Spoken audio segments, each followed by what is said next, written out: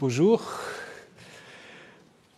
Et nous allons donc entamer notre deuxième séance du cours qui est consacrée au livre de Josué. Donc vous vous souvenez, la semaine dernière, je vous ai parlé de manière plus générale de la guerre dans le Proche-Orient ancien et surtout dans la Bible.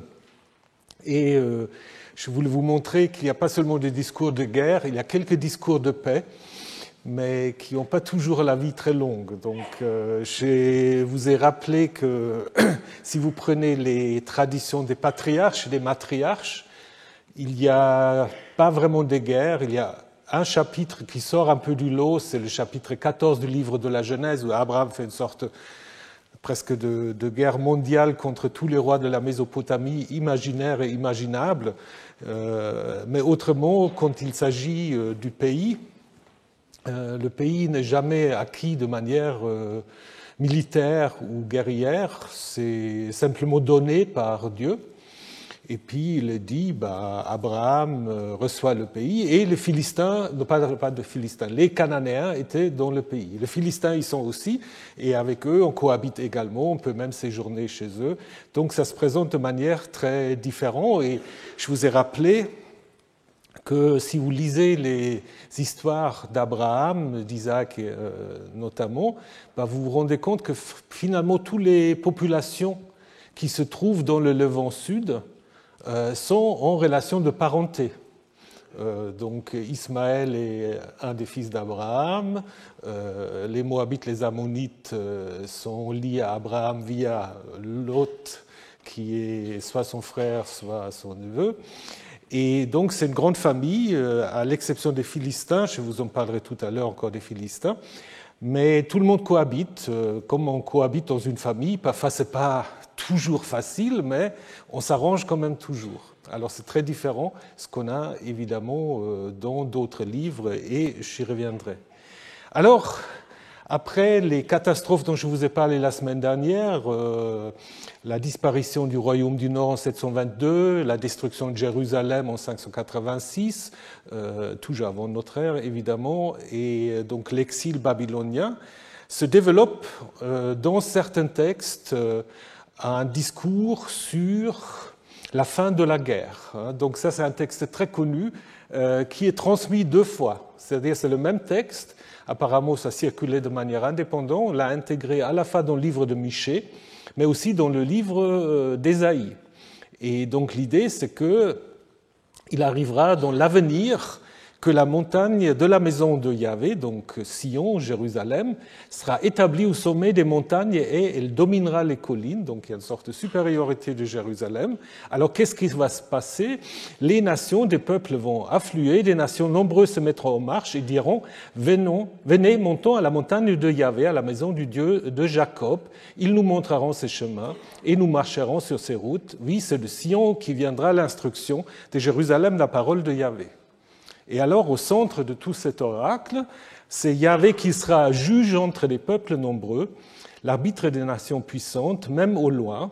Et ensuite, on revient sur les nations, martelant leurs épées, ils en feront des socs, de leurs lances, ils en feront des serpes. On ne brandira plus l'épée, nation contre nation, on n'apprendra plus la guerre, ils demeureront chacun sous sa vigne et son figuier, et personne pour la troubler, qu'à la bouche de Yahvé de Tsebaoth a parlé. Alors, je ne sais pas si c'est aussi dans la Bible Trump, dont je vous ai déjà parlé, mais voilà, donc là, il y a une vision un peu pacifique, mais qui est liée à l'idée que toutes les nations, en fait, viendront sur Jérusalem. Et donc, dans le présent, on se rend compte que ce n'est pas encore comme ça, puisque tous les peuples marchent chacun au nom de son Dieu. Nous marcherons au nom de Yahvé, notre Dieu, à tout jamais. Donc, ce n'est pas encore, c'est dans l'avenir. Très bien. Mais il y a dans la Bible, comme souvent, un texte qui dit juste le contraire, qui reprend en fait le texte que je viens vous lire. C'est dans le livre de Joël. Là aussi, il y a l'idée que Yahvé va rassembler les nations. Donc c'est Yahvé qui parle par la bouche du prophète. Je rassemblerai toutes les nations, je les ferai descendre dans la vallée de Josaphat. Donc c'est un nom d'un roi, mais c'est aussi un jeu de mots, puisque Josaphat veut dire Yahvé juge, donc il y a également le jugement. Et donc là, du coup, si vous vous souvenez de ce que je viens de vous lire, donc de leurs épées il fera des socs et de la lance il en fera des serpes. Maintenant, c'est quoi? De vos socs forgez des épées, de vos serpes forgez des lances. Voilà. Donc, on peut dire on revient en arrière, mais on va en effet préparer une sorte de guerre finale, une guerre eschatologique à la fin du temps, dans la vallée du jugement, qui devient ensuite Armageddon, en fait la vallée de Megiddo. Et donc ça prépare en effet quelque chose qui va être très populaire jusqu'à aujourd'hui dans certains discours politiques, cette idée d'une guerre eschatologique, d'une guerre finale des forces du bien contre les forces du mal. Et ça commence avec ce texte de Joël, et puis c'est poursuivi dans des grandes visions qu'on trouve dans Ézéchiel. C'est un des derniers textes du livre d'Ézéchiel, sans doute du 3e, 2e siècle avant l'ère chrétienne. Gog et Magog, ou Gog de Magog, qu'on a identifié avec toutes sortes de forces du mal, récemment plutôt la Russie ou l'Iran. Et donc l'idée que une fois que Gog et Magog, ou Gog de Magog, ont été vaincus, va advenir un temps de paix. Et on le retrouve évidemment aussi à Qumran. À Qumran, il y a un texte qu'on appelle le rouleau de la guerre, où en fait on a cette idée que les fils de lumière, qui sont donc la communauté de Qumran, vont être appelés à faire la guerre contre les fils des ténèbres. Et c'est à la fin, en fait, qu'on va arriver à une nouvelle création. Même sujet dans le Nouveau Testament. Le dernier texte du Nouveau Testament, l'Apocalypse de Jean, met en place en effet le combat des armées célestes contre Satan et son armée, avec également l'idée qu'une fois Satan sera dompté, va advenir la nouvelle création, la nouvelle Jérusalem. Donc c'est un grand classique qui va se poursuivre tout au long. Donc, pour résumer cette première partie, la guerre est omniprésente dans la Bible hébraïque, nous l'avons vu la semaine dernière, comme d'ailleurs dans le Proche-Orient. On a des mêmes réflexions. Donc, vous vous souvenez des dieux nationaux, quand on perd une guerre, c'est que le dieu national s'est mis en colère et ainsi de suite. Mais on a aussi les textes que je viens de vous montrer, une réflexion sur la possibilité de la disparition ou une sorte d'eschatologisation de la guerre, où on dit cette guerre-là, elle est encore nécessaire, et après adviendra un temps meilleur. Mais ça fait plus que 2000 ans qu'on nous raconte ça, et ça n'a pas beaucoup changé. Voilà, donc aujourd'hui, nous allons nous intéresser plus particulièrement au livre de Josué, et aussi à la question, est-ce que cette conquête telle qu'elle est décrite dans le livre s'est vraiment passée comme ça? Je peux tout de suite vous dire non, mais je vais vous expliquer pourquoi. Donc d'abord, peut-être quelques mises en garde, ou disons une petite histoire de la réception du livre de Josué, qui en effet peut être qualifié d'un livre dangereux, puisque c'est un livre en effet où les Israélites, en effet encouragés ou même mis en route par leur Dieu, semblent faire preuve quand même d'un militarisme et d'une cruauté assez hors du commun. On va apprendre les massacres des villes entières, des exterminations des populations locales. Et évidemment, et ce n'est pas contre toi, Lionel, si ça avait été juste un texte assyrien ou mésopotamien, on aurait dit, oh bon, c'est comme ça à l'époque, puis voilà. Mais comme le livre est devenu un livre biblique, intégré dans des Bibles juives et chrétiennes, évidemment, ce livre joue un rôle différent, puisque du coup, il y a des milieux qui pensent que c'est un livre inspiré, qui nous donne en fait des règles pour gérer des conflits ou des territoires que nous voudrons bien avoir. Donc, du coup, c'est considéré comme ayant une actualité pour les croyants qui essayent, en effet, soit de faire des lectures apologétiques ou de dire, comme on peut l'entendre actuellement, les Palestiniens, c'est pas très différent que des Cananéens à l'époque. C'est des discours que vous pouvez trouver facilement sur Internet, je ne vais pas vous les citer en détail.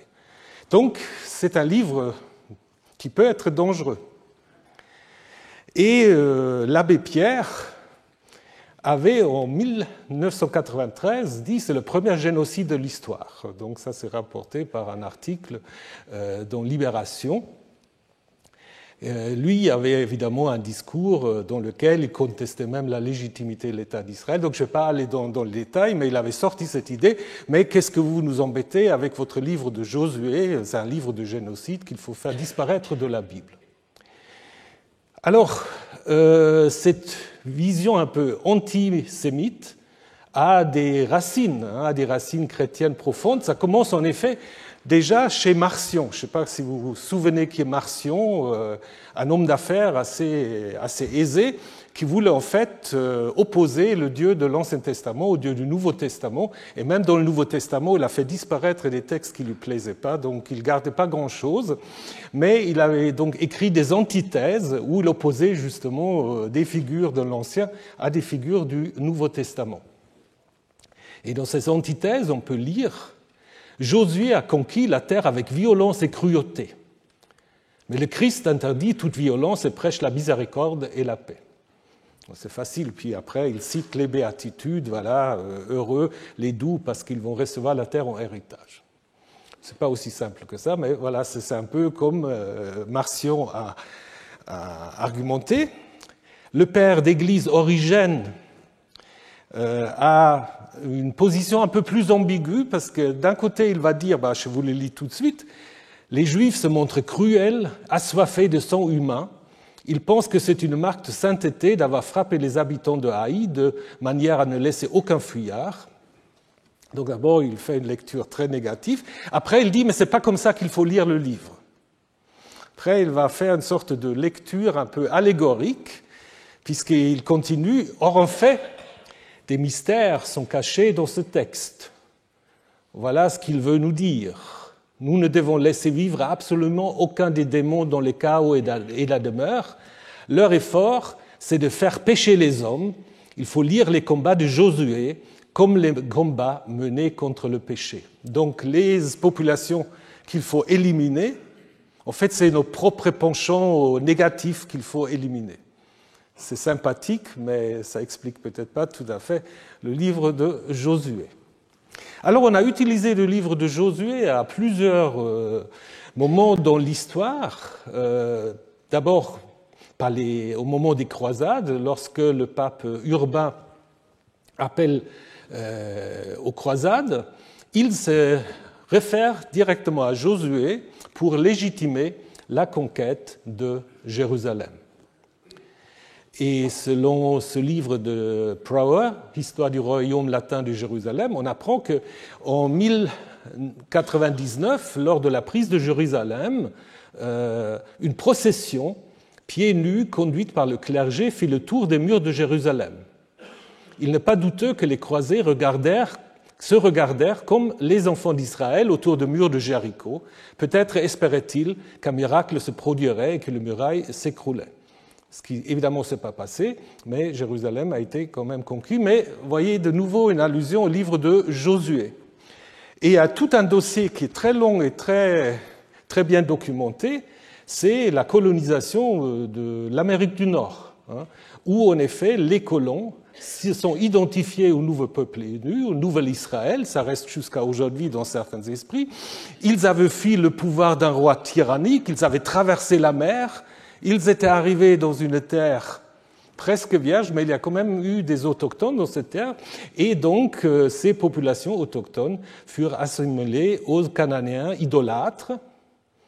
Alors quand vous lisez le livre de Josué, il n'est jamais question de Dieu, des Cananéens, ça ne les intéresse pas tellement, mais là, après, il y a une lecture que, voilà, pourquoi est-ce qu'ils ont dû être exterminés? Parce qu'ils étaient idolâtres. Et donc, il fallait chasser, voire exterminer. Je vous renvoie à cet article de Madame Marienstrass qui documente cela très bien. Alors évidemment, aujourd'hui, ça pose toutes sortes de problèmes. Prieur, dans un livre qui s'appelle « La Bible et le colonialisme », dit « Les personnages évidents auxquels les Amérindiens aujourd'hui pourraient s'identifier, c'est en effet les Cananéens, les gens qui vivaient déjà dans la terre promise. Donc l'idée, c'est qu'en effet, il ne faut pas s'identifier aux agresseurs, mais plutôt à ceux qui sont agressés. Ce qui dit également le rabbin libéral Shalom Rav. Si nous voulons vraiment entendre le Dieu de la libération nous parler à travers la tradition biblique, nous devons nous préparer tout simplement à lire l'histoire de l'Exode avec les yeux des Israélites et l'histoire de l'Aïsodus, c'est-à-dire de la conquête, de l'entrée dans le pays, à travers les yeux des Cananéens. Donc l'idée, c'est en effet de prendre un autre point de vue, ce qui n'est pas toujours fait par tout le monde. Je voulais aussi vous montrer l'exemple, peut-être un peu moins connu, c'est l'Afrique du Sud. L'Afrique du Sud, où il y a les Afrikaners qui se sont appelés eux-mêmes les Voortrekkers, ceux qui vont en avant, c'est-à-dire des pionniers néerlandais qui sont partis dans les années 30 du 19e siècle de la colonie du Cap, qui était contrôlée du coup par les Britanniques qui avaient, eux, interdit l'esclavage, ce que les bourgs ne voulaient pas. Et ils sont donc partis pour s'installer à l'intérieur des terres d'Afrique du Sud. Et ils ont évidemment là aussi rencontré des populations autochtones qu'ils ont décimées de manière assez radicale. Ils ont construit au début du XXe siècle ce monument qui est toujours là, à Pretoria, en Afrique du Sud, que après la fin de l'apartheid, certains voulaient détruire, mais Mandela a dit il ne faut pas le détruire, il faut le laisser, ça fait partie de notre histoire. Donc vous avez, jusqu'à aujourd'hui, si vous allez à Pretoria, vous pouvez visiter ce monument qui, à l'intérieur, ressemble à un palais assyrien. Parce qu'il y a tout au long de ce monument à l'intérieur, vous avez des reliefs où on raconte en fait le combat des Voortrekkers contre les populations autochtones. Parfois, il y a des contrats, mais parfois, ils sont justement là massacrés, comme ici ou comme sur cette image-là, où on voit en effet que, pareil, on a identifié les populations autochtones avec les Cananéens, et ça a donné lieu, évidemment, plus tard, au système de l'apartheid, qui était légitimé d'une certaine manière aussi avec le livre de Josué. Et ce qui est fascinant vraiment, c'est quand vous regardez les reliefs, quand j'ai vu ça la première fois, je me dis c'est comme chez les Assyriens.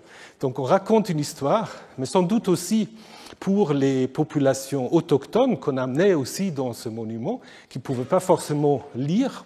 On leur a montré en fait l'histoire dans la perspective des vainqueurs. Le livre de Josué a également joué un rôle important dans la création de l'État d'Israël. Le premier ministre David Ben Gurion avait une fascination pour le livre de Josué. Il organisait, et chaque premier ministre israélien le fait jusqu'à aujourd'hui, ils font des groupes d'études bibliques et chaque premier ministre choisit des livres ou des textes qui l'intéressent. Ils invitent des spécialistes de la Bible pour leur expliquer les choses. Et en fait, il a utilisé le livre de Josué comme la base d'un mythe unificateur de l'identité nationale. Donc l'idée qui va être développée par Catel Berthelot, c'est qu'il aurait été le premier à rapprocher la conquête du pays par Josué et la guerre d'indépendance de 1948.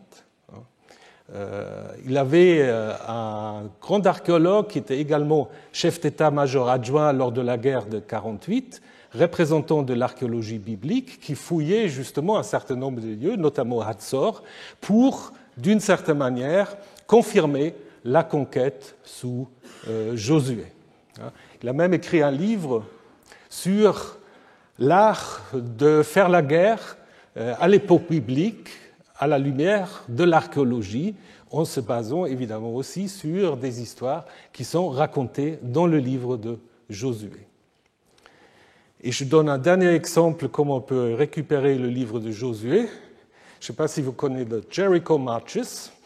Ça, c'est des milieux évangéliques américains qui, notamment suite à la non-élection de Trump en 2020, avaient organisé ce qu'ils appelaient les marches de Jéricho.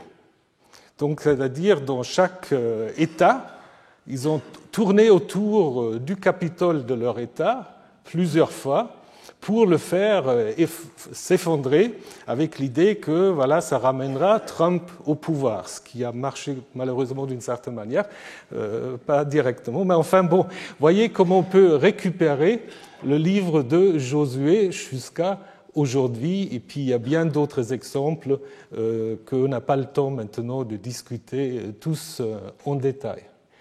Mais regardons peut-être d'abord qu'est-ce qu'on trouve dans le livre de Josué. Et puis ça va nous occuper dans les semaines à venir. Donc je vais simplement d'abord vous donner une petite idée sur le contenu de ce livre. D'ailleurs, ce sera bien aussi pour, si vous suivez ce cours, d'ouvrir une fois la Bible et lire le livre, parce qu'il y a des choses qui sont horribles, il y a d'autres choses qui sont plus étonnantes. Donc c'est un livre qui a quand même quelques surprises. Donc ça commence en fait par des discours, c'est un peu un cadre autour du livre. Ça commence avec un grand discours de Yahvé à Josué, où Josué est installé un peu chef de guerre. Ça, c'est un texte que nous allons voir la semaine prochaine. Et puis à la fin, c'est déjà bizarre parce qu'il y a 2 discours d'adieu de Josué. Donc au chapitre 23, il dit « Bon, je vais mourir et puis je laisse mon testament. » Et bon, on se dit bah, « Très bien. » Et après, il recommence. Il fait un deuxième discours, donc il y a 2 grands discours, et finalement la mort de Josué. Et à l'intérieur, il y a 2 grandes parties, les récits de conquête proprement dites, et la deuxième partie, c'est plutôt des listes des frontières et du partage du pays. Si on regarde un peu plus en détail, donc après les discours de Yahvé à Josué et de Josué au peuple, il y a déjà une première chose qui est étonnante, on va le voir aussi plus en détail. Josué dit, mettez-vous, soyez prêts, en 3 jours, on va traverser le Jourdain. Déjà, c'est bizarre. Parce que le Jourdain n'a jamais vraiment été la frontière officielle d'Israël de Juda. Parce qu'il y a toujours eu des gens en Israël de l'autre côté. Mais tout d'un coup, le Jourdain doit être traversé pour qu'on entre dans la terre promise. Mystère. Ensuite, il dit donc, en 3 jours, on va le faire. Mais après, au chapitre 2, on apprend qu'il envoie des espions. Pourquoi faire, on ne sait pas très bien. Et ça ne marche pas avec les 3 jours, parce que les espions, on va le voir aussi la semaine prochaine, ils vont aller chez Rahab, la prostituée, et elle va les sauver des émissaires du roi de Jéricho, et va lui dire, restez 3 jours dans les montagnes jusqu'à ce que les autres ne vous trouvent pas. Donc ça rajoute en fait 3 jours. Donc la chronologie est déjà un peu perturbée. La chronologie est perturbée, et puis on se pose la question pourquoi cet épisode d'explorer le pays, et vous allez voir, ils n'explorent rien du tout. Parce qu'ils restent chez Madame Rahab, et après ils vont dans les montagnes et ils reviennent, et puis ils disent en fait à Josué ce que Rahab leur a dit. Mais ça, on le voit en détail la semaine prochaine. Après, il y a la fameuse traversée du Jourdain qui est relatée de manière très, très explicite. On va retrouver l'arche, les prêtres, les Lévites. C'est toute une procession, on peut traverser ce fleuve ou rivière. Et il n'y a toujours pas de conquête. Donc pour le moment, on est dans les prolégomènes. Et après, on arrive dans le pays, mais on fait d'abord, il faut circoncire les Israélites qui n'étaient pas circoncis, il faut célébrer la Pâque, et donc on n'a toujours pas fait la conquête. Et Josué va avoir une apparition d'un chef de l'armée céleste qui le met en route pour les récits de conquête. Premier récit de conquête, Jéricho. Mais en Jéricho, les Israélites ne font pas grand-chose, parce que les murs tombent tout seuls. Donc là, il n'y a pas de conquête. Par contre, il y a le Cherem, l'interdit dont je vous ai parlé la semaine dernière. Et ensuite, vous avez la conquête de Haï de manière assez explicite, mais qui commence d'abord avec des échecs. On va expliquer les échecs parce qu'il y a un clan qui a subtilisé le butin de Jéricho, ce qu'il ne faut pas faire, c'est pour cela que ça n'a pas marché. Après, ça va marcher. Et on va aussi raconter la conquête d'Haï. D'Haï qui veut dire en effet monceau de ruines. Donc en fait, c'est une ville qui n'existe déjà pas au moment de la conquête. Et puis, on va ensuite avoir, après une cérémonie à Sichem, une conquête qui est plutôt une soumission, où en fait la population de Gabaon va venir se soumettre en fait à Josué et va être intégrée dans Israël. Donc c'est des conquêtes assez différentes si vous comparez les trois récits. Et tout ça en fait se déroule dans un territoire assez limité, hein, et c'est seulement au chapitre 10 à 12 où on va élargir la conquête dans le sud, mais pas tellement raconter les détails, on va seulement énumérer les lieux où cette conquête va se dérouler. Après, dans le nord, et on a une sorte de conclusion. Ainsi, Josué prit tout le pays. Certains pensent même, on y reviendra, que c'était peut-être la conclusion, à un moment donné, du rouleau de Josué. Et puis, dans la deuxième partie, on va avoir les 12 tribus. Il y a des tribus, Ruben, Gad et la moitié de Manassé, qui sont en effet non pas du côté ouest du Jourdain, mais de l'autre côté, mais qui doivent venir quand même traverser avec les autres, et puis ensuite ils reçoivent quand même leur héritage de l'autre côté, donc en Transjordanie. Après, donc, il y a la figure de Caleb qui va être intégrée dans Judée, donc je ne vais pas vous lire toutes les tribus. Donc vous avez les 12 tribus, et vous voyez que parmi ces tribus, Lévi n'y est pas. Hein? Lévi, en fait, est traité de manière séparée, puisqu'il est considéré dans cette liste-là comme une tribu donc, sacerdotale qui n'a pas de propriété, et on va créer des villes lévitiques qui sont spécifiques au chapitre 21. Et puis, on va reparler des tribus qui sont de l'autre côté donc du Jourdain, qui vont faire quelque chose qu'il ne faut pas faire, construire un autel, et on va discuter est-ce qu'ils ont le droit ou non. Vous verrez comment ça se termine. Et puis, comme je vous ai dit, à la fin, vous avez ces deux discours d'adieu de Josué avec une notice sur sa mort. Alors, si on regarde le texte du livre de Josué, si vous le lisez dans une Bible française, vous ne vous rendez pas compte, souvent pas, qu'en fait, on a des versions assez différentes du livre de Josué. Si vous prenez les textes hébreux massoritiques, le texte standard, il est souvent assez différent du texte qui nous est parvenu via les traductions grecques, ce qu'on appelle la Septante. La Septante qui est souvent plus court, parfois de manière assez importante, et qui apparemment garde, on va le voir au fur et à mesure, garde une version du texte de Josué plus ancien que celle que vous avez dans vos Bibles françaises, qui se basent toutes sur le texte hébreu. Donc il faudrait presque faire deux versions du livre de Josué. Vous pouvez le trouver, si ça vous intéresse, dans une traduction qui s'appelle la Bible d'Alexandrie, où vous avez en fait une traduction en français de la Septante, ce qui vous permet en effet de comparer les deux versions. Pour certains chapitres, c'est assez différent, en effet, aussi pour l'histoire des murailles de Jéricho. Donc, on ne peut pas dire de manière systématique que chaque fois il y a une différence, c'est la Septante qu'il faut privilégier, mais très souvent, chez l'impression, c'est quand même souvent des gloses, des précisions, etc., qui font penser quand même que le texte de la Septante garde un texte hébreu plus ancien. À Qumran, on a plusieurs fragments de Josué. Certains appuient le texte massorétique, d'autres le texte de la Septante. Donc là aussi, ça ne nous aide pas beaucoup, donc il faut aller au fur et à mesure.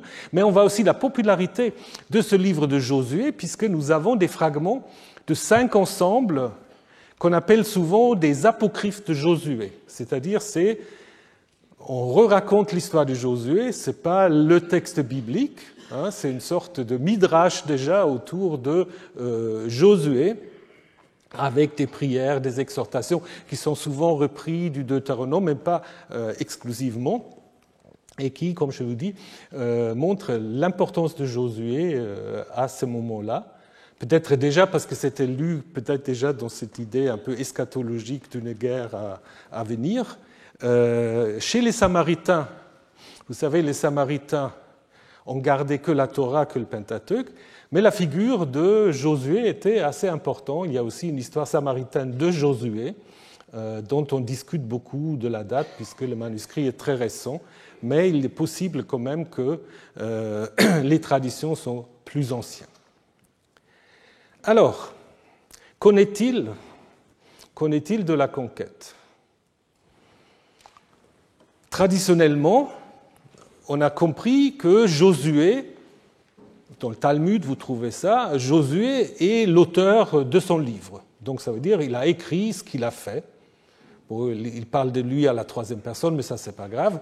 Donc il raconte sa vie, et c'est seulement les derniers chapitres, disons les derniers passages qui relatent sa mort, que le Talmud dit, c'est pas Josué qui a pu écrire sa propre mort. Donc, c'est les prêtres Éléazar et Pinchas qui sont mentionnés justement à la fin du livre de Josué, qui auraient en effet complété le livre. Donc là, il n'y a aucun problème. Josué raconte comment les choses se sont passées. Après, avec le début de l'exégèse historico-critique, d'origine protestante souvent, on a quand même, on a dit il y a des éléments miraculeux, les murailles de Jéricho, Josué qui arrête le soleil et la lune, donc on va aussi revenir sur cette histoire. Mais on a quand même pensé, notamment Albright, William Fox Albright, que l'installation des Hébreux dans leur pays s'est faite par des guerres de conquête. Donc on a dit il y a des moments mythologiques, mais finalement, Israël a pris son pays par une conquête. Donc on a gardé cette idée que c'est par cette manière-là que les Hébreux sont entrés dans le pays.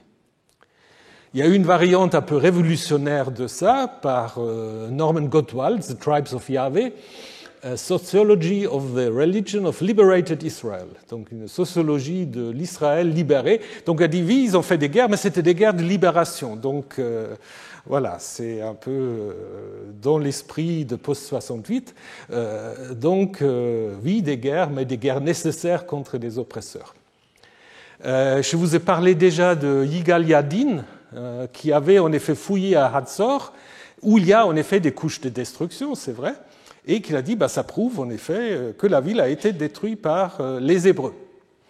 Alors, la théorie opposée à l'époque, c'était celle de Albrecht Alt et de son collègue et néanmoins ennemi ou ami Yochanan Aharoni, donc de Yadin, qui, lui, en effet, avait dit non, c'est une infiltration sur un grand laps de temps.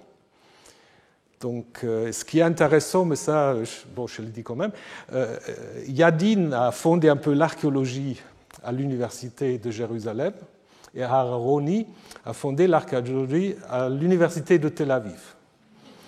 Et ces deux visions assez différentes qui se sont perpétuées jusqu'à aujourd'hui. Je ne vous donne pas les détails. Alors, cette vision, un peu, l'archéologie montre que elle était déjà un peu mise à mal par une archéologue britannique, Kathleen Kenyon. Kathleen Kenyon, qui dans les années 50 et 60 a fouillé Jéricho. Jéricho, qui est une des villes les plus anciennes de l'humanité, ça va jusqu'au 7e millénaire. Mais en fait, elle avait dit il n'y a pas de mur de Jéricho au XIIIe siècle. Parce qu'il y a eu une phase de destruction, mais qui est bien antérieure, qui date, selon elle, de 16 de 1600 à 1550 avant l'ère chrétienne. Maintenant, on dit même 1700. Donc, du coup, elle avait déjà montré, en fait, que ça ne correspond pas à une certaine chronologie que certains archéologues biblistes voulaient faire admettre par rapport à Jéricho. Donc, au moment de la conquête, Jéricho n'avait pas de mur. Donc, alors, parfois on a dit, peut-être c'est tellement effondré qu'on n'a rien trouvé du tout, mais ce sera un cas assez unique en archéologie, parce que s'il y a des destructions, on trouve quand même quelques débris. Et c'est également le cas de la ville de Haï, donc, que vous avez juste, là vous avez Jéricho, Haï juste à côté. Haï qui veut dire en effet la ruine, hein, et qui en fait... avant, disons, vers 1200, où on date, 1300-1200, on datait traditionnellement la conquête, n'avait aucune fortification. Donc c'est un peu le début de la fin. Donc on s'est rendu compte que les grandes villes dont on parle au moment de la conquête, il n'y avait pas de traces de destruction au moment où on voulait. Et donc, du coup, ça a été synthétisé surtout par Israel Finkelstein, mais il n'est pas le seul. Vous connaissez sans doute son livre « La Bible dévoilée » où il fait un peu un résumé de ce qu'on peut dire au niveau de l'archéologie. Alors, il commence en disant qu'il n'y a aucun indice archéologique qui atteste l'invasion d'une peuplade en Palestine aux alentours des 13e, 12e siècles, à l'exception des Philistins, sur lequel je vais revenir.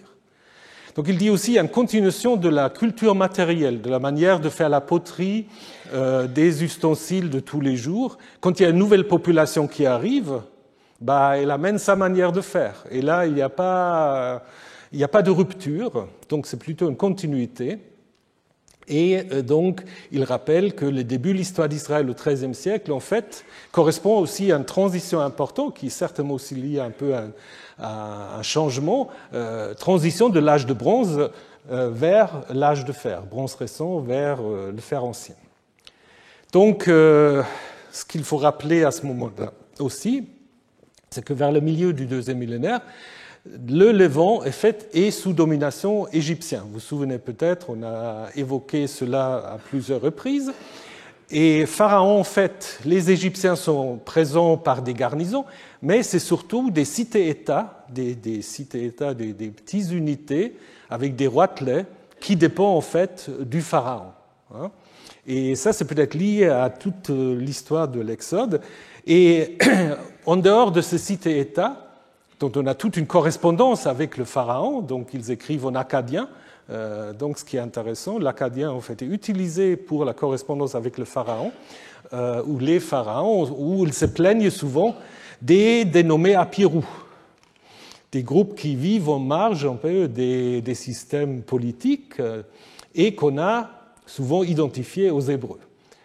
Donc, je sais que mon collègue émérite Jean-Marie Durand est totalement opposé à cette idée, mais je pense qu'il y a quand même quelques indices qu'on peut faire un rapprochement. Donc, il y a les Apirous, il y a aussi des Chassous qui sont des groupes nomades, dont un des groupes, en fait, est caractérisé en lien avec des Chassous de Séhir, de Édom, des Chassous Yahwa, qui pourrait être la première attestation, mais ce n'est pas le sujet de ce cours, la première attestation du nom de Yahvé, signifiant peut-être une montagne divinisée.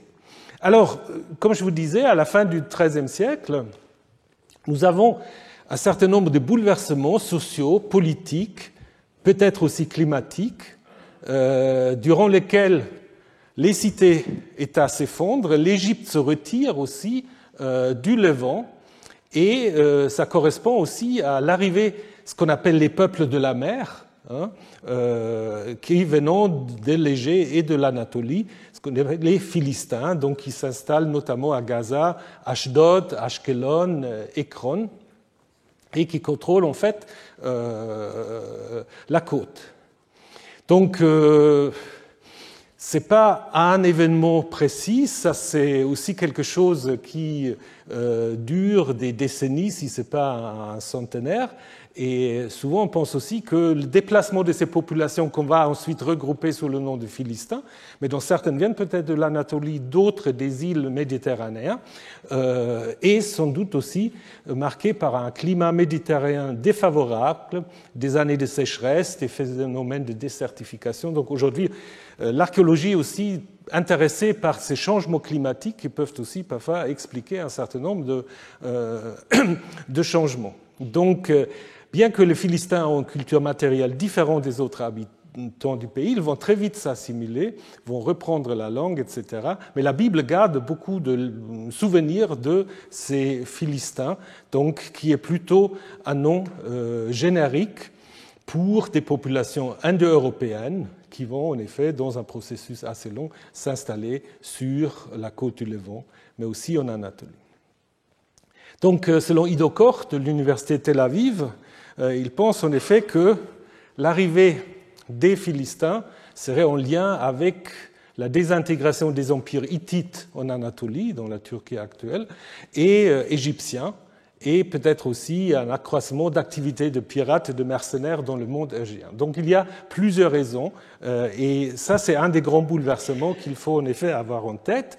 Donc pour Israël, ça signifie que lorsque la plupart des cités ou des villes dans les vallées, dans les plaines du Provence récent vont se dépeupler, la zone montagneuse d'Éphraïm et de Juda va connaître un accroissement de population important. Donc l'idée, c'est que c'est peut-être lié à un certain déplacement des populations des villes vers les montagnes.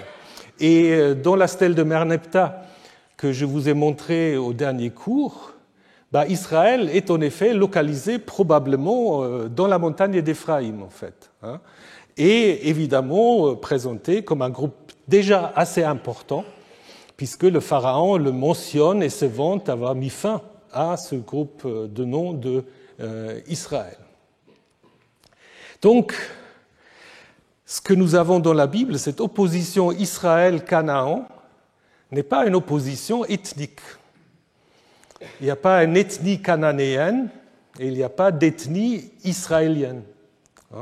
Donc, ce que la Bible construit, c'est le peuple de Yahvé vis-à-vis des autres. On va construire l'autre. Mais il ne faut pas imaginer qu'il y a une ethnie cananéenne qui serait différente. Après, il y a évidemment des marqueurs identitaires qui vont se développer. Et ce qu'on peut observer pour Israël, c'est dans la stèle de Merneptah, clairement une confédération clanique. Ce n'est pas considéré comme un pays, comme un État, parce que les dénominateurs qui expliquent c'est un pays ou c'est une montagne, etc., pour Israël, quand on a Israël dans cette stèle de Merneptah, c'est 3 traits, et ça montre en fait un groupe quand on ne sait pas trop définir, mais qui n'est pas un pays. Donc, il ne s'agit pas encore de 12 tribus, ça c'est une construction plus récente, mais il peut y avoir plusieurs clans, plusieurs tribus qui se sont regroupées, et la Bible garde quelques allusions, je pense, des longues mémoires à ça. Ce qui est intéressant, alors ça c'est assez compliqué à analyser, mais on observe quand même la zooarchéologie n'a pas trouvé beaucoup d'os de porc dans les régions où on imagine ce Israël. Donc il y a peut-être déjà une sorte de marqueur identitaire, ethnique d'une certaine manière, avec cette quasi-absence d'élevage de porc qui peut être expliquée de toutes sortes de manières, mais qu'on peut en effet constater. Donc, le récit de conquête ne reflète pas de réalité historique. Donc, il ne faut pas imaginer ça à la manière du livre de Josué. Donc, après, nous devons nous poser la question pourquoi on raconte ça là de cette manière. Mais il peut y avoir eu des conflits d'ordre militaire entre les Apirous, les Chassous, les habitants un peu en marge de ces cités-États, avec les rois athlètes qui avaient perdu un peu leur influence et surtout la protection du pharaon. Donc Hatzor, c'est typiquement un cas où certains peuvent dire, oui, clairement, ça montre la conquête, Et d'autres disent, mais on n'a aucune idée qui a détruit, qui est responsable d'effondrement de cette strate. Donc vous avez des archéologues qui disent, c'est clairement lié à la formation d'Israël, et d'autres vont dire ça peut être des Araméens, ça peut être n'importe qui. Donc c'est difficile de dire parce qu'il n'y a pas de textes qui ont été laissés, donc difficile à identifier. Mais on peut imaginer que certains textes de conflits militaires peuvent garder une sorte de mémoire collective, des traces de mémoire. Ce n'est pas impossible. Mais, et ça c'est important, en dehors du livre de Josué, il n'y a pas beaucoup de textes dans la Bible qui parlent d'une conquête. Donc c'est quand même assez limité au livre de Josué. Par exemple, Josué, d'ailleurs, je vous parlerai la semaine prochaine de l'historicité de Josué, avec un résultat aussi plutôt négatif. Donc la figure de Josué, elle n'est pas très, très populaire dans l'ensemble de la Bible. Il est mentionné, par exemple, en 1 Chronique 7, avec son père, mais rien n'est dit, en fait, qu'il a mené une conquête. Et d'ailleurs, Sarah Yafet, qui a fait un grand commentaire sur les chroniques, Sarah Yafet, qui était professeur à Jérusalem, elle a dit, en fait, les chroniques mentionnent ni l'Exode, ni la conquête. Et si on lit les chroniques, on a l'impression qu'Israël a toujours été dans son pays. On n'a pas besoin ni d'Exode, ni de conquête. Et vous avez aussi un texte très intéressant que je voudrais vous lire, et puis écoutez bien. Dans 1 Samuel 12, on a cette idée, après que Jacob est venu en Égypte, vos pères ont crié vers Yahvé. Yahvé a envoyé Moïse et Aaron, qui ont fait sortir vos pères d'Égypte, et les ont fait habiter dans ce lieu. Qu'est-ce que ça veut dire ? Ça veut dire que si vous avez une tradition, que c'est Moïse et Aaron qui ont amené le peuple dans le pays. Et ça existe dans des traditions sur Moïse à l'extérieur de la Bible. Il y a des traditions de Moïse de l'époque hellénistique où c'est Moïse qui fait venir les Israélites dans le pays. Donc ça veut dire qu'il y avait différentes manières de raconter l'installation dans le pays. Et Josué, c'est une manière parmi d'autres, et ce n'est pas la seule manière canonique. Donc il y a différentes manières d'imaginer pourquoi Israël est dans le pays dans lequel il est. Donc, comme il faut imaginer maintenant vient un moment un peu plus compliqué, donc restez réveillés si c'est possible. Donc je vais vous parler de la formation du livre de Josué. Comment en fait on peut imaginer que le livre de Josué a vu le jour. Alors, d'abord, si vous regardez dans vos Bibles, comment on peut définir la place de Josué ? Josué arrive quand ? Il arrive après le Deutéronome. Et certains disent, en fait, il faut lire en effet Josué comme la fin de ce qu'il racontait avant. Donc, la Torah, on l'appelle le Pentateuque, l'ensemble de cinq rouleaux. Et certains disent, enfin, on a plutôt un Hexateuque, à savoir en fait un ensemble qui se termine avec l'histoire de Josué, qui raconte en effet comment Israël s'est installé dans son pays. Et donc Josué, en fait, n'est pas le début d'autre chose, mais plutôt la fin de la Torah, l'Hexateuque. C'est clair jusqu'à là ?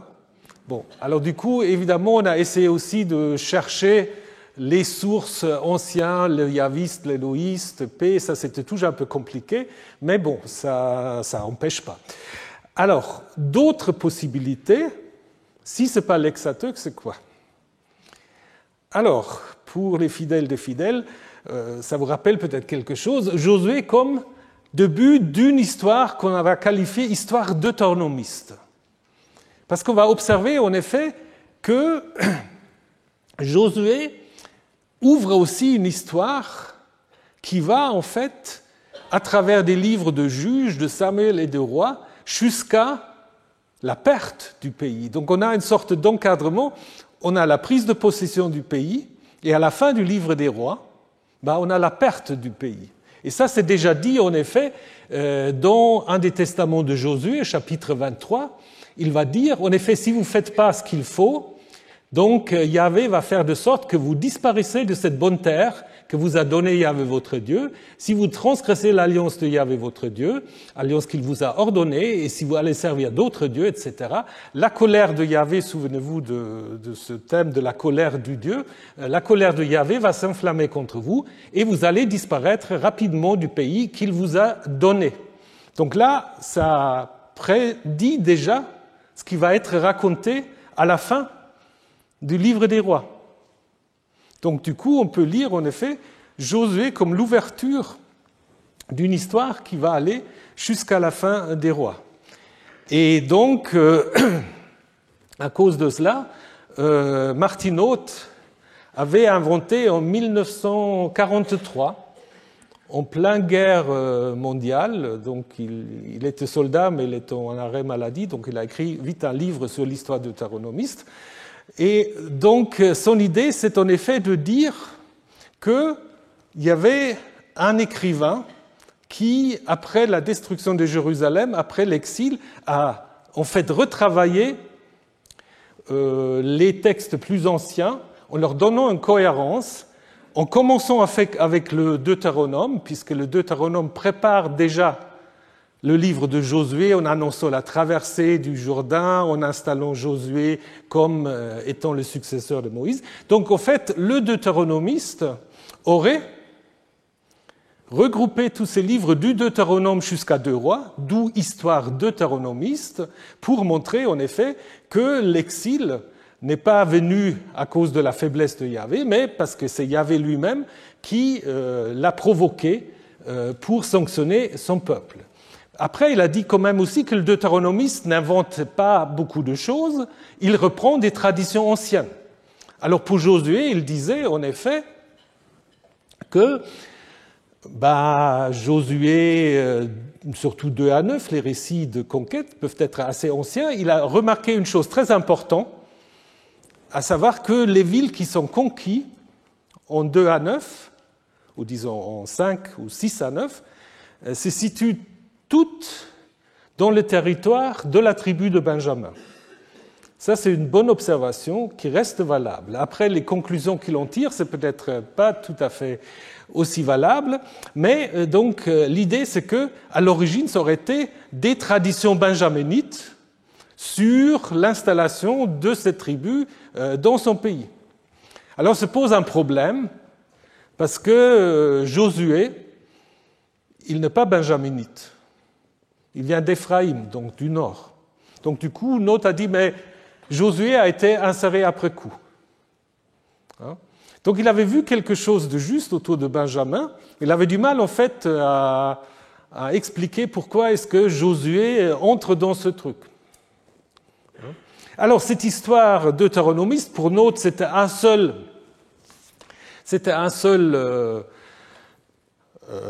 rédacteur, auteur, historien, comme il disait.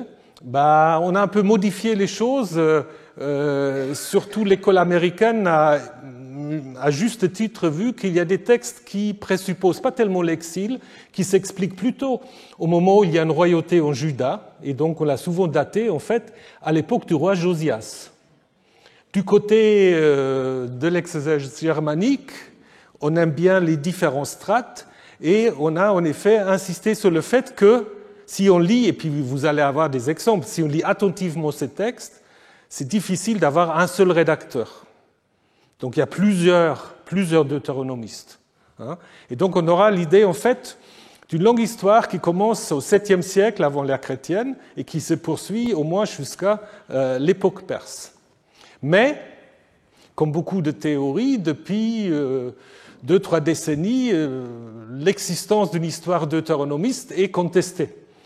Donc il y a des gens qui disent, si on regarde les différents livres, on se rend compte qu'il y a quand même des différences entre juges, entre Samuel, entre rois, est-ce que c'est le même rédacteur?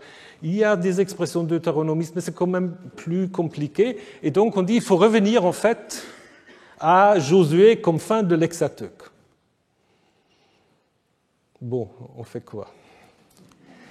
Alors d'abord, c'est un faux Hexateuque, parce que la recherche récente, et ça c'est très important, prend au sérieux le fait que quand on parle de pays dont les histoires des patriarches, ça n'a rien à voir avec le discours sur le pays à partir de l'Exode.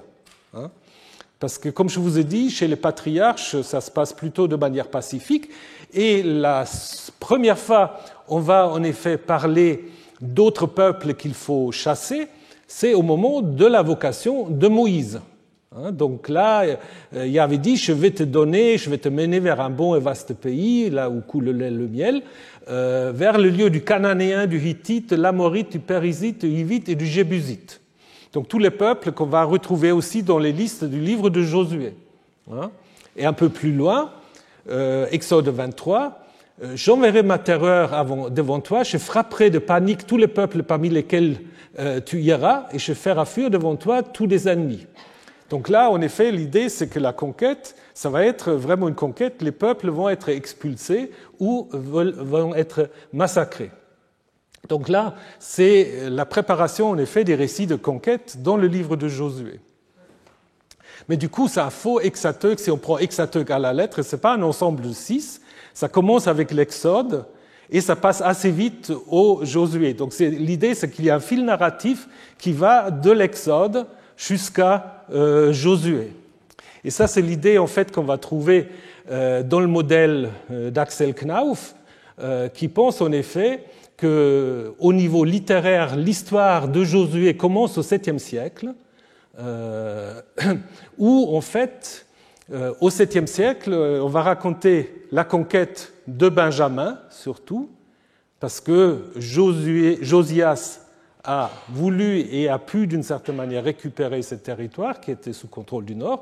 Et puis, il trouve que la fin de cette histoire, c'est Josué bâtit tout le pays, et puis c'est la montagne, le Negev, le bas pays, les pentes, et ainsi que le roi. En fait, si vous regardez ce qu'on dit à juste titre Knauf, tout le pays ici, c'est Juda-Benjamin. C'est Juda-Benjamin, ça correspond un peu à ce que c'est Juda à l'époque du roi Josias. Après, il y a une deuxième rédaction qui va faire un Israël de Dan à Beersheba, qui va élargir en fait l'étendue du pays conquis, donc avec une autre conclusion. En 11-23, Josué a pris tout le pays selon tout ce que Yahvé avait dit à Moïse, et le donna un patrimoine à Israël, donc voyez, et le pays fut sans repos, sans guerre. C'est vrai que dans le livre de Josué, vous avez plusieurs versets où vous avez l'impression que ça conclut en fait un rouleau. Et Knauf l'a très bien observé. Après, lui, il pense que les fameux textes sacerdotaux, le document P est présent en Josué. Surtout, toute la communauté des fils d'Israël s'assembla à Shiloh et on y installa la tente de la rencontre. Le pays leur était soumis. Alors là, il dit, c'est magnifique parce que le pays leur était soumis. Est-ce que ça vous rappelle quelque chose? Dans le premier chapitre de la Bible, il est dit quoi? Soumettez-vous la terre. Et ce qu'on traduit par terre et pays, en fait, c'est le même nom, c'est Eretz. Donc, Knauf dit, c'est magnifique encadrement. Donc, en Genèse 1, on dit, soumettez-vous la terre. Et là, Israël va se soumettre le pays. Ce n'est pas tout à fait la même chose, parce qu'en Genèse 1, on parle évidemment de l'ensemble de l'humanité, et là, on parle du peuple d'Israël. Mais bon. Et puis, il y a d'autres rédactions que je ne vais pas maintenant discuter en détail. Donc, il imagine 7 ou 8 rédactions qui font après de Josué un livre indépendant, qui l'encadre avec les deux discours, et puis peut-être 2 rédactions très tardives, une qui fait le lien avec le livre de Juges, parce que dans le livre de Juges, on va répéter la mort de Josué. On a l'impression que le livre de Juges ne faisait peut-être pas encore partie de cet ensemble, et donc qu'on a rajouté cela. Et après, une rédaction qui fait en fait de Josué le début des Nevi'im, des livres prophétiques, avec, selon Knauf, une perspective un peu anti-samaritaine, puisque les Samaritains, comme vous le savez, n'ont pas gardé les Nevi'im, les prophètes. Alors certaines théories sont plus osées que d'autres, mais dans l'ensemble, c'est tout à fait compatible avec ce qu'on appelle parfois une bibliothèque deutéronomiste, parce qu'on peut très bien aussi imaginer que dans cette bibliothèque deutéronomiste, on avait en fait déjà le livre de l'Exode. Et à ce moment-là, cette opposition entre Exateuk, faux Exateuk et histoire deutéronomiste ne joue pas. Donc je pense en effet, on peut imaginer des traditions anciennes, peut-être orales, mais surtout une première édition, et là, aujourd'hui, tout le monde est assez d'accord, une première édition écrite du livre au 7e siècle, à l'époque assyrienne, et je vous montrerai la semaine prochaine pourquoi c'est si clair. Et puis ensuite, d'autres relectures après la destruction de Jérusalem, des interventions de type sacerdotal, peut-être une rédaction de l'Exateuk qui voudrait rattacher Josué au Pentateuque, et donc peut-être une rédaction du Pentateuque qui, en effet, montre que Josué fait plus partie de cela. Ça nous donnera en détail la semaine prochaine. Ce qu'on a aussi observé, et je vous parlerai aussi en détail la semaine prochaine, c'est qu'il y a certains liens entre Josué et Josias. Alors, ce n'est pas tout à fait le même nom, c'est Yehoshua et Josia, mais, comme le dit Richard Nelson, peut-être on a quand même construit un peu Josué comme une sorte de prototype du roi Josias. Ce n'est pas du tout impossible. Et la semaine prochaine, je vais aussi vous montrer, je vous donne juste un exemple pour que vous ayez un texte, vous montrer comment en fait les textes assyriens dont Lionel va nous parler tout de suite après la pause ont influencé le livre de Josué. Donc c'est même, je vais le démontrer de manière plus précisément, c'est une sorte de reprise d'un discours assyrien pour le tourner un peu contre les Assyriens. Donc je vous laisse un peu admirer cette image. Donc qu'est-ce que vous voyez en fait dans... attendez, après on arrête. Ouais, ce que vous voyez ici, c'est quoi? C'est une sorte de disque ailé, quand si vous l'agrandissez, vous avez en fait une divinité. Alors je ne sais pas, Lionel c'est Assur ou on ne sait pas qui ça peut être. C'est toujours pas facile de savoir. Mais l'idée c'est que ce qu'on va appeler après Gott mit uns, vous l'avez déjà chez les Assyriens. Donc en fait c'est le Dieu qui mène la guerre avec le roi. Et le roi en fait, vous voyez, qui a le même geste en fait, que la personne dans le disque ailé. Donc la semaine prochaine, les liens avec la Syrie, et puis surtout l'installation de Josué comme chef de guerre, et l'histoire des espions chez Madame Rahab. Je ne sais pas si j'aurai le temps de tout faire, mais au moins c'est le programme. Voilà, donc on va faire une petite pause, et après c'est livré.